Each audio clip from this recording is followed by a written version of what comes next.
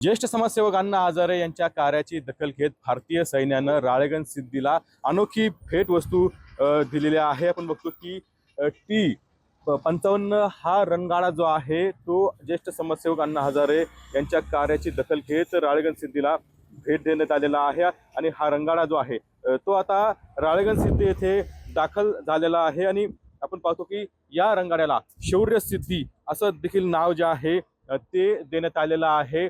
या आपण अण्णांनी देखील भारतीय लष्करामध्ये सेवा दिलेली आहे आणि त्याची प्रेरणा या ठिकाणी देशभरातील जे नागरिक या ठिकाणी येतात त्यांना देखील मिळावी यासाठी ही अनोखी भेट जी आहे ती राळेगण सिद्धीला देण्यात आलेली आहे। शौर्य आणि राष्ट्रप्रेमाचा संदेश नव्या पिढीपर्यंत पोहोचावा हा हेतू जो आहे तो यामागचा असल्याचं बोललं जात आहे। आणि आता थोड्याच वेळात ज्येष्ठ समाजसेवक अण्णा हजारे यांच्या उपस्थितीमध्ये हा रणगाडा जो आहे तो या परिसरात बसवण्यात येणार आहे।